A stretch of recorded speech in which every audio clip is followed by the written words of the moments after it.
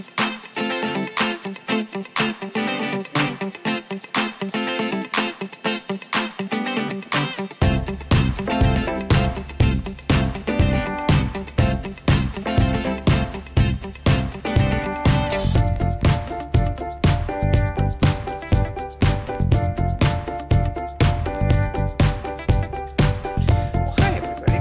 dear Mama Sal, and as usual trying to find fun ways of using up leftovers and vegetables.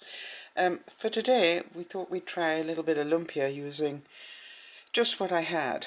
I've got some Asian style vegetables in the fridge that have in the freezer that have been there as long as I want them to. I've got some leftover smoked breakfast ham that this time I used up. Got a couple of slices of that. Looks like 3. Okay.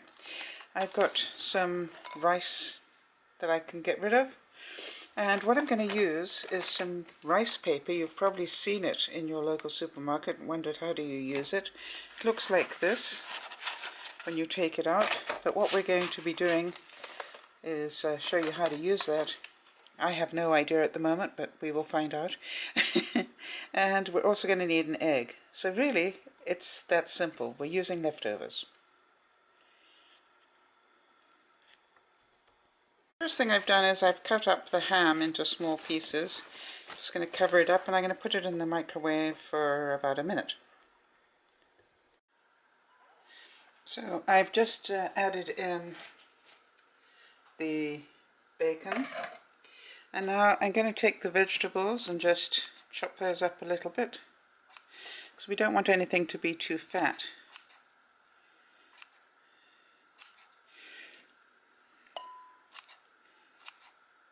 Oh, you will notice I chop with scissors.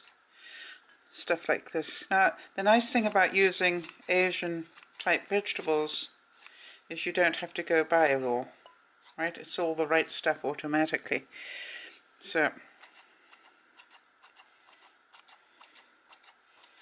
whenever I'm doing an Asian type meal, if I'm in a hurry, which I am today, why would I bother chopping and dicing it all? I mean, buying it and sorting it all out when I can buy a bag of it already done. Got all the good stuff in it. Carrots and peppers and all sorts of good things. Okay, so I'm going to keep chopping this up, and we'll come back when it's all done. Mixed all the vegetables up with the bacon, and I realized there wasn't any onion in there, so I happen to have in my deep freeze some cut up green onion, and I love to use it for stuff like this, just adding it. If I keep buying fresh every week, I waste so much of it, so what I do is I buy it fresh and freeze it, so when I need it I can use it. It doesn't take very long to thaw, so by the time I've mixed all this up it'll be just right. And the next thing we're going to need is a beaten egg, so I've beaten up an egg here, nice and easy. That's going to be like our glue to stick all this together. I'll show you that in a second. Now I do want to make sure you know I've never done this before, and this is what we're going to do with the rice paper. As you can see, it's quite, you can probably hear it, it's quite solid at the moment. So what I've done here is I've just taken a paper towel, and I'm going to take an extra plate. I've taken out just a few of these, oops, about probably 8 at the moment, and just kept the rest away.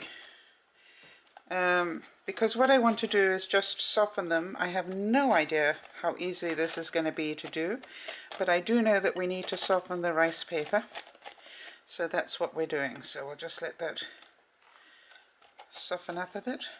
And obviously the reason that I'm only doing a few at a time is because actually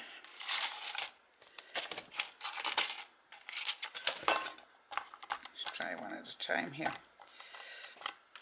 or even 2. We'll keep playing with it. So I'm sure there's a proper way of doing this, which I'm not doing, but I don't really mind, as you know. So I'm just going to do it my way. So all we're doing is just softening them up. Yeah, that's beginning to soften. And this bottom one is as well. Obviously that's going to take a little while. I'm going to put some more on the top of it. Okay, looks good to me. We'll just let those soften up. Well, under the system of when all else fails, read the instructions, I thought I would just check to see how long are you actually meant to leave it getting soft for, and I noticed that it said about a minute. So the one that was covered both ways, which is that one, for a minute, definitely was, it is definitely good and thin and paper, you know, and pliable. So we're going to try that. I believe that less is more in these things, so just take a little bit of the mixture, whatever it is. Now I haven't put salt and pepper on this one, just I'm aware of that. I'll probably add a bit, but the idea is that you just put it in there, fold, fold, okay, and then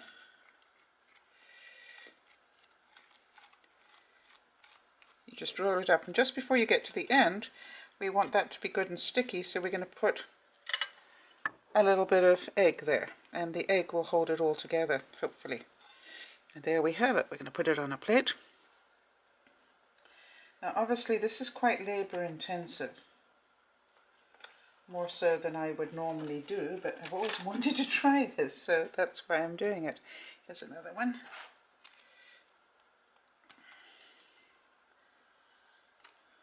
Okay, I'm going to take a little bit of the mixture. I can't help but feel like a lot of things that by the time we have fried these up, yum yum,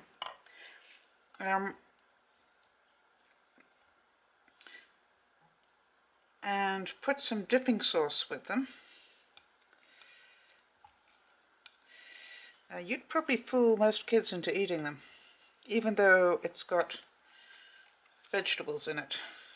And you know, I'm a great believer, if you can fool kids into eating vegetables any way you can, it's a good idea. And so you could actually change the amount. Okay.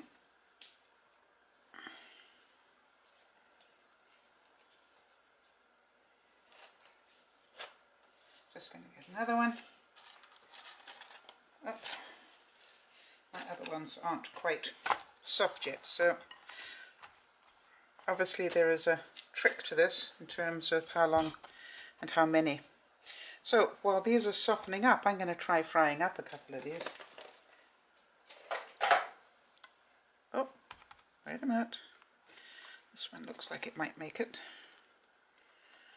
Not quite as soft as I would like though, so rather than risk it, we'll let it soften up a bit more. Yum. Oh, yeah, and that one too needs a bit more. So we're going to let those soften for another minute, and then I'll be back. Well, I've rolled up about 8, I would say. I did one layer, and then I put another piece of wet paper towel, and now I'm putting another layer of wet paper towel just to keep them soft while I heat up the oil. What I'm going to do, because I know some of us are trying not to eat too much fried stuff, so I want to see what happens if I coat them in egg and fry them on my George Foreman grill. Now I've got quite a bit of rice and stuff left over, so I can make more if I want to, and I certainly have a feeling I'm going to want to. So let's cook some of these babies up and see what they taste like.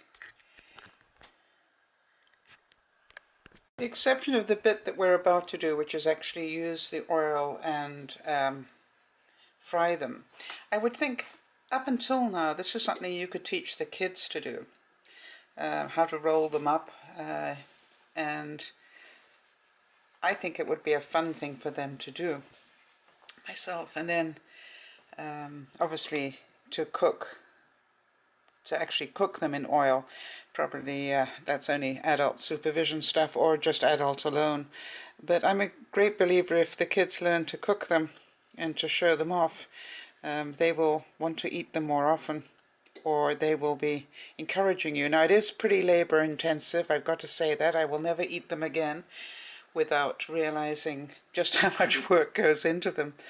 But the chances are they're going to taste absolutely well worth it, in which case I will be glad I've done this experiment. Now the reason I purposely do not practice these things first is I really want to make sure that they're something that anybody can do without actually using a recipe.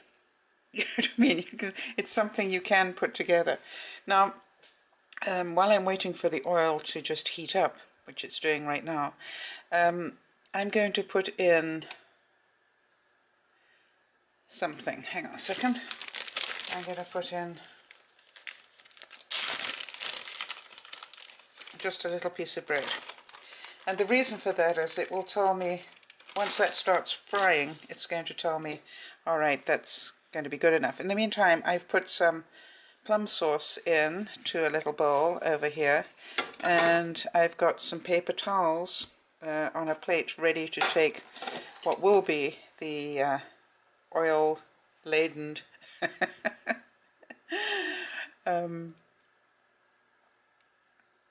lumpia or whatever. Now I was thinking you could actually put anything in here. You could put seafood if you like seafood. You could put chicken or pork or anything really. Just cut it up finely and it would be ideal. And again, great use of leftover rice and leftover vegetables.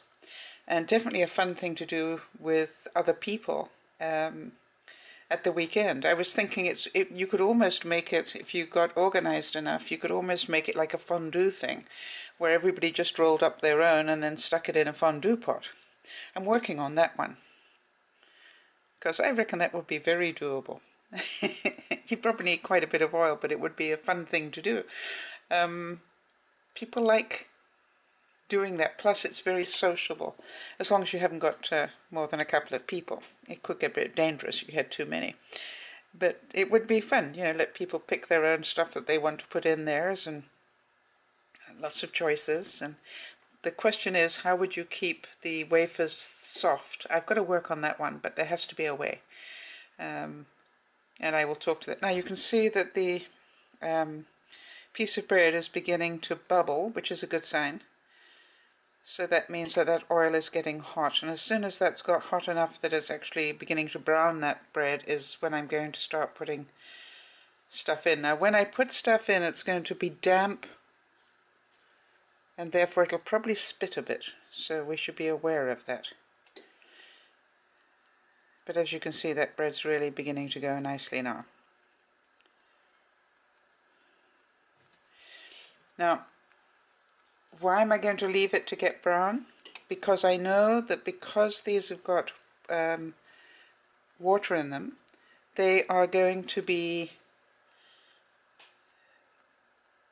lowering the temperature of the oil. So what we want to do is get the oil pretty good and hot before we lower the temperature of it. I've got it on at 7.5 out of 10, so about 3/4 full. Be very careful, of course, when you're using oil. I once had a friend of mine turn my kitchen ablaze with oil, so I'm very, very careful with it. Now, I found out that, you know, it seems to work well enough for me if I put it on 3/4 and I'm a bit patient. So, you see how that's bubbling away?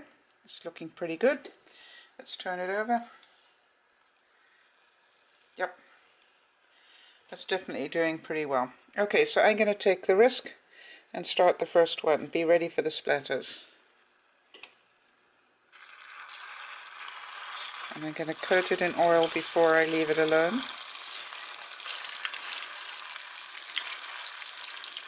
This one.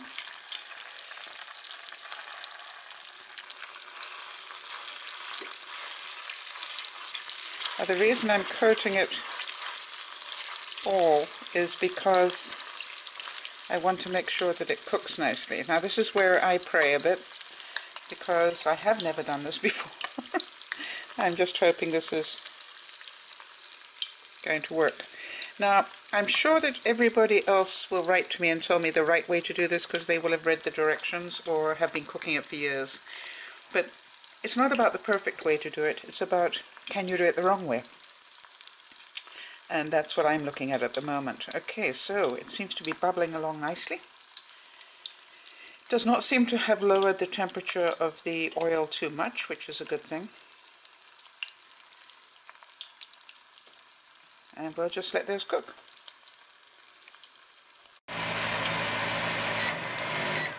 Now, a couple of things. Number one is that I put a splash guard on because I found that they started to splatter quite a bit. And the second is I've put my fan on because obviously I've now got the smell of hot fat everywhere. But as you can see, they're beginning to brown quite nicely. And even though I've got them on only a 3/4 heat, and they're crisping. They're actually crisping really nicely. So now it's just a case of how brown do you want them?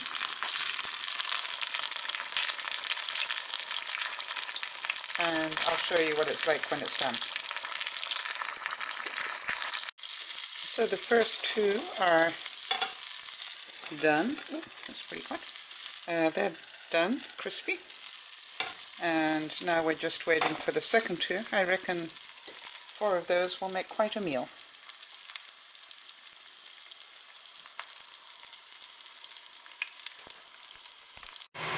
Well, there they are, all ready to go.